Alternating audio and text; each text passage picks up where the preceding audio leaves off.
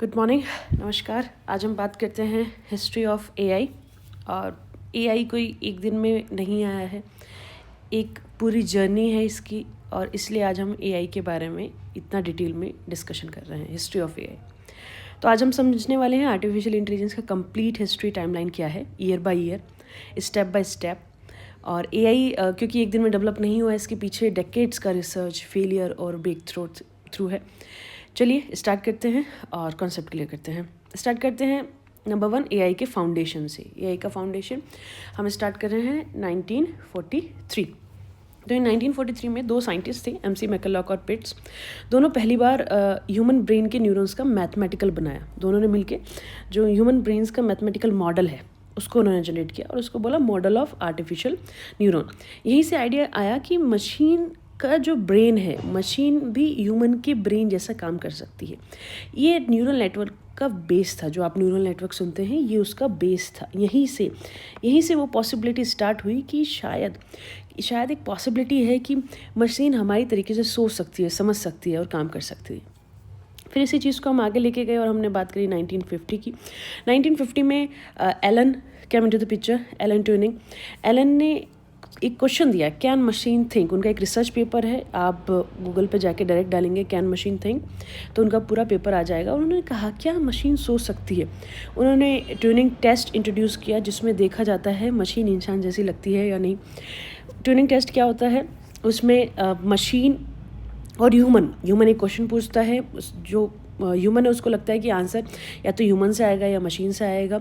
और जब क्वेश्चन पूछा जाता है तो मशीन उसको आंसर करती है और मशीन उसको इतना स्मार्टली आंसर करती है कि ह्यूमन फिगर आउट ही नहीं कर पाता। जो जज होता है उसमें, जो फाइंड आउट करता है कि आंसर ह्यूमन का या मशीन का, कि वो मशीन ने आंसर दिया है या फिर ह्यूमन ने आंसर दिया था। ये ट्यूरिंग टेस्ट का कंसाइज में उसका लॉजिक है। उसकी यहीं से ये पॉइंट है कि जब हमारा जो एआई है उसके साथ फिलोसफिकल थिंकिंग स्टार्ट हुई। यहीं से एआई को थोड़ा सा सीरियस थॉट मिला। और उसके बाद 1956 में एआई का जो टर्म था, एआई जो आर्टिफिशियल इंटेलिजेंस आप सुन रहे हैं, ये पिक्चर में आया। और इसको पिक्चर में कौन लेके आया, who is the father of AI? So John MC Karthi. John MC Karthi हैं जो इसको एआई टर्मिनोलॉजी को उन्होंने कॉइन किया। डार्थ माउथ कॉन्फ्रेंस में ये बोला गया कि मशीन को इंटेलिजेंट बनाया जा सकता है और इसी ईयर को हम officially birth year of AI भी कंसिडर करते हैं। तो ये इनिशियल ईयर की बात थी। और उसके बाद तो फिर कोई स्टॉपेज ही नहीं था। जो पॉसिबिलिटीज़ थी उनको रीच करने के लिए मल्टीपल जो एक्सपेरिमेंट्स हैं उनको प्रपोज किया गया। और इसी को पहला स्टेप था हमारा अर्ली ऑप्टिमिज्म। एक्साइटमेंट हो गई कि हम एआई को डेवलप कर लेंगे, हम पॉसिबिलिटीज़ को रीच कर लेंगे। और 1960, और इसको हम अर्ली एक्सपेरिमेंट स्टेज भी बोलते हैं, साइंटिस्ट ने एआई के अर्ली एक्सपेरिमेंट्स किए। सिंपल प्रोग्राम्स बनाए, गेम सॉल्व कर सकते थे, बेसिक कन्वर्जेशन कर सकते थे। एग्जाम्पल जैसे यहाँ पे एक एलिज़ा चैटबॉट बनी। एक्सपेक्टेशन बहुत हाई थी इनिशियल में, लेकिन हमारी टेक्नोलॉजी इतनी स्ट्रॉन्ग नहीं थी, तो वो कहीं ना कहीं एक डीमेरिट था हमारे लिए। फिर बात करते हैं 1970 में हम आते हैं। और 1970 में पहला विंटर ही नहीं आता है, first AI winter. First AI winter का क्या मतलब है? ऐसा नहीं है कि बहुत ज़्यादा ठंड हो गई है, नहीं है। फर्स्ट एआई विंटर का मतलब है जो रिसर्च फंडिंग थी, जो हमारी रिसर्च के लिए हमें फंडिंग्स मिल रही थी फॉर एआई, वो कहीं ना कहीं स्टॉप हो गई, वो मिलनी बंद हो गई। और ये पहला एआई का डाउनफॉल आया।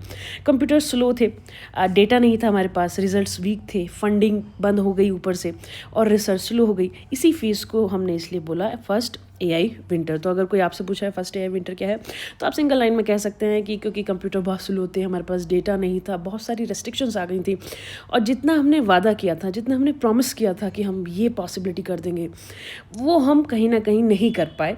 तो हमारी जो फंडिंग्स थी वो स्टॉप हो गई। फिर हम आगे गए, फिर हमने एक और इनिशियल स्टार्ट किया। फिर से हम 1980s में हम वापस आए एक्सपर्ट सिस्टम्स के फॉर्म में।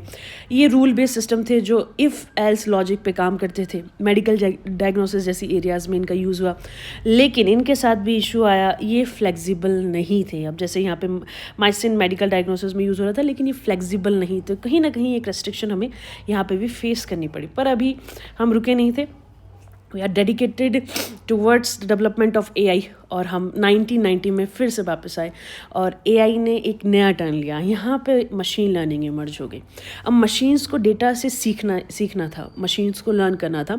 तो 1997 में आईबीएम ने अपना डीप ब्लू चेस चैम्पियन, अगर आपने गैरी कैस्पारो के बारे में सुना होगा तो वर्ल्ड चैम्पियन है वो, और उनको चैम्पियन उसमें हमने उनको उसमें चेस चैम्पियन में मशीन के साथ उसमें उनको डिफीट किया। ये एआई के लिए एक हिस्टोरिक मूवमेंट था, और यहाँ पे हमें पता चला कि data plus algorithm means power. फिर तो कोई पॉसिबिलिटी रीच करने से पीछे नहीं रह सकते थे। 2000 में हमने डेटा एक्सप्लोजन के बारे में बात करी। इंटरनेट ग्रो हुआ, और इंटरनेट ग्रो हुआ तो डेटा एक्सप्लोजन हुआ। एआई क्वाइटली यूज़ होने लगा सर्च इंजन्स में, रिकमेंडेशन सिस्टम्स में, फ्रॉड डिटेक्शन में लोग उसे यूज़ कर रहे थे, लेकिन नोटिस नहीं कर रहे थे कि हम एआई को यूज़ कर रहे थे। सो वही जो हमने आपसे कहा कि एआई एक दिन में नहीं आया, ये डेकेड्स में आया है। फिर 2010 में आ गए हम, और यहाँ पे हमारी नेक्स्ट टर्मोलॉजी आई, डीप लर्निंग ने एआई को नेक्स्ट लेवल पे लेके गई। पावरफुल जीपीयूज, डेटा बिग हो गया था तो उसको हमने बोला बिग डेटा की वजह से एआई की इमेजेस, वॉइस और लैंग्वेज समझने लगा, फेस रिकॉग्निशन सिस्टम बने और स्पीच रिकॉग्निशन सिस्टम्स, ये सब ने एआई को एक तरीके से बूस्ट प्रोवाइड करी। आफ्टर दैट 2016 में AI beat human intuitions, human के इंट्यूशन को उसने बीट किया। Alpha Go movement, we can say Alpha Go movement in this particular 2016 AI एक और माइलस्टोन अचीव कर चुका था। अल्फा गो ने वर्ल्ड चैम्पियन लियू सिडोल को गो गेम में डिफीट किया। इस गेम में इंट्यूशन मेन थी, और एआई ने यहाँ पे भी जीत हासिल करी। सो ये एक रीज़न था कि 2016 में हमने कहा कि अब एआई इंट्यूशन पे काम करने लगा है। और 2020, as you all know, generative AI came into the picture.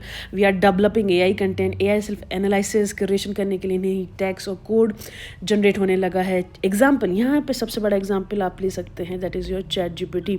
AI से अब सिर्फ एक टूल नहीं है, एआई असिस्टेंट बन चुका है। और यही रीज़न है कि जब हम इसके अब फ्यूचर की बात करते हैं तो इसका फ्यूचर एक वाइडर एक्सपेक्ट हमें दिखता है। आज एआई का यूज़ हो रहा है एजुकेशन में, हेल्थ केयर में, ऑटोमेशन में, रिसर्च में।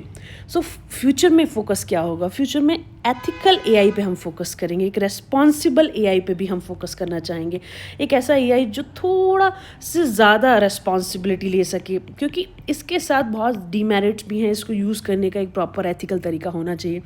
ह्यूमन और एआई के कोलैबोरेशन हम एक्सपेक्ट कर सकते हैं फ्यूचर्स में। So this is it, complete AI history for your reference. अगर आपको स्टिल कोई क्वेश्चन है तो आप कमेंट कर सकते हैं, आप पूछ सकते हैं। We definitely answer you. Keep learning, have a good day.